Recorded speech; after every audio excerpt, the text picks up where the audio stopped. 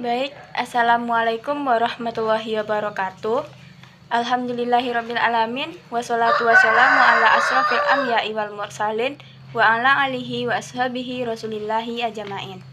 Puji syukur kehadiran Allah Subhanahu wa taala yang telah melimpahkan rahmat dan karunia-Nya kepada kita bersama, sehingga pada kesempatan kali ini saya masih bisa melaksanakan aktivitas perkuliahan sebagaimana mestinya. Selawat berangkaikan salam, tak lupa pula kita peruntukkan ke arwah junjungan umat Nabi besar kita, Nabi Muhammad Shallallahu Alaihi Wasallam.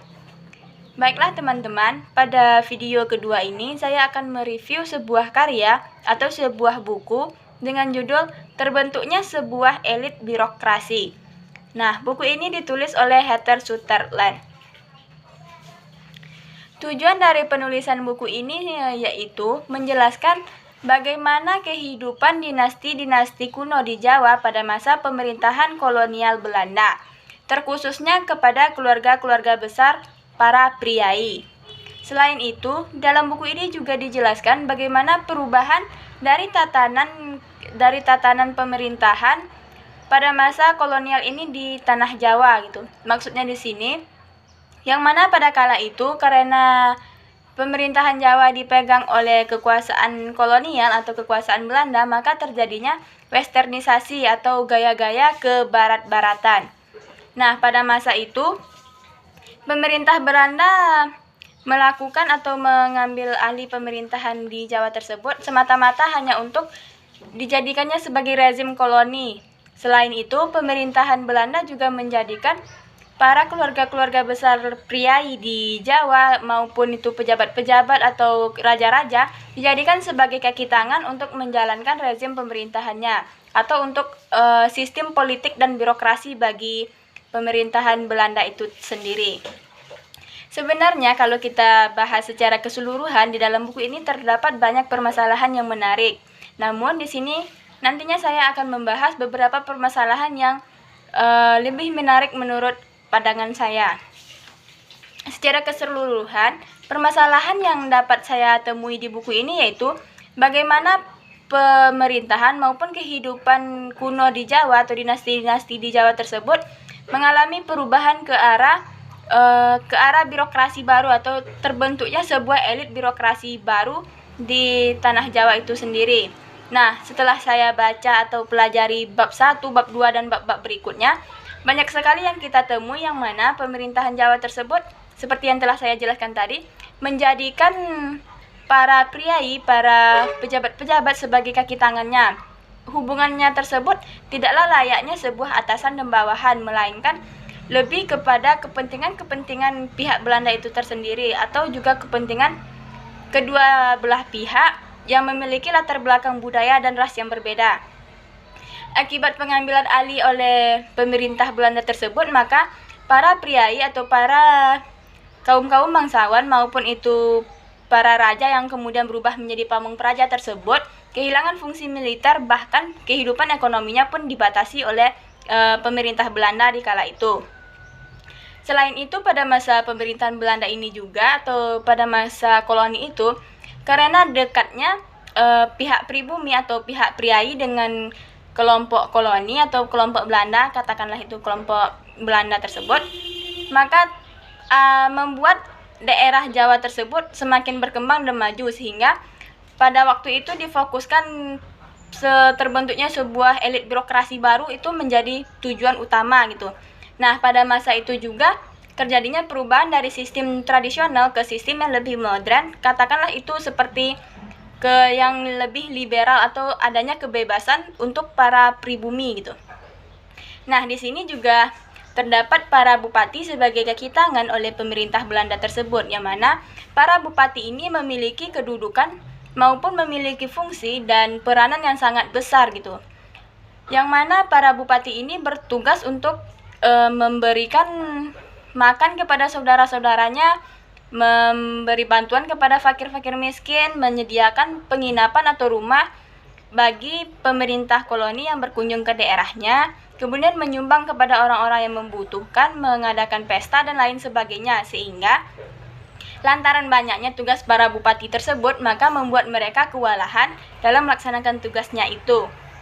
Nah, tidak hanya itu, pada masa pemerintah Belanda tersebut, sekitaran tahun 1820-an, itu telah adanya perubahan dari sistem yang tradisional ke sistem yang modern. Namun, itu bertahan cuma sebentar gitu. Lama-kelamaan praktik dari sistem yang dikatakan liberal tadi kembali mengkonsumsi atau memakai sistem-sistem lama yang telah ditinggalkan katanya. Nah, sehingga hal ini memicu terjadinya pemberontakan ataupun perlawanan dari masyarakat pribumi maupun kerajaan-kerajaan pada kala itu, seperti perlawanan yang dilakukan oleh Pangeran Diponegoro. Sebenarnya jika kita lihat secara keseluruhan, banyak sekali permasalahannya. Di antaranya yang lain yaitu pada masa itu karena berkembangnya ilmu pengetahuan dan adanya westernisasi dari pemerintah koloni atau rakyat-rakyat Eropa, maka muncullah keinginan dari masyarakat itu untuk memperoleh pendidikan atau mendapatkan kehidupan yang lebih layak gitu. Karena adanya westernisasi ini juga mengubah kehidupan para pejabat, gaya hidup para pejabat, juga ketertarikan sebagai suatu profesi pun dari masyarakat juga mengalami perubahan. Nah, yang mana pada kala itu juga para pejabat maupun pemerintahan daerah di Jawa berubah alih atau mengalihkan fungsi sebagai pejabat dari pihak koloni seperti juru tulis Melayu, polisi militer yang kemudian digaji oleh pemerintahan Belanda itu sendiri. Tidak hanya itu, pada masa pemerintahan Belanda tersebut juga adanya sistem magang bagi para pesertanya. Maksudnya di sini para peserta atau orang-orang yang magang tersebut akan mengabdi kepada seorang pejabat, sekurang-kurangnya yaitu kepada seorang bupati. Nah, dia mengabdi kepada bupati dan nantinya mereka itu bekerja berpuluh-puluhan tahun bahkan bersama bupati tersebut.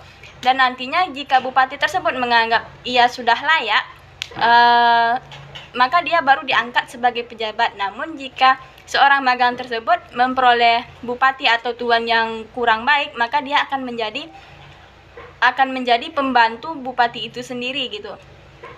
Selanjutnya juga pada peserta-peserta magang ini maka akan diajarkan bagaimana sejarah, bagaimana tradisi kebudayaan Jawa, bagaimana kehidupan masyarakat Eropa. Bahkan jika dia yang pintar dan pandai, katakanlah itu pandai menjilat kepada tuannya, maka dia akan bisa disekolahkan oleh tuannya tersebut, bahkan bisa dibawanya ke tanah Belanda itu sendiri.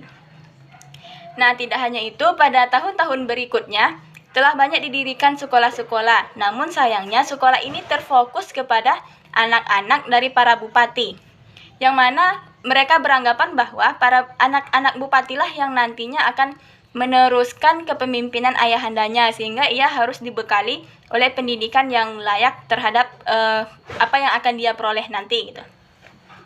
Sayangnya di sini seharusnya kan ada dari masyarakat pribumi yang berbakat, namun tidak difasilitasi, tidak diizinkan gitu untuk memperoleh pendidikan itu sendiri.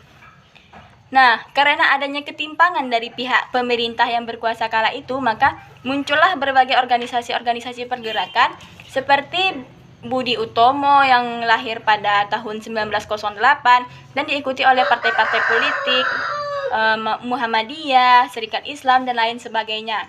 Nah, dengan adanya westernisasi atau perubahan dari bangsa Eropa inilah yang memunculkan timbulnya sebuah elit birokrasi, atau katakanlah itu birokrasi sebagai elit baru dari golongan-golongan masyarakat Jawa di kala itu. Nah, baiklah, mungkin cuma itu review dari saya. Dari sekian banyaknya materi, itu yang bisa saya jelaskan. Wabillahi taufiq walhidayah. Wassalamualaikum warahmatullahi wabarakatuh.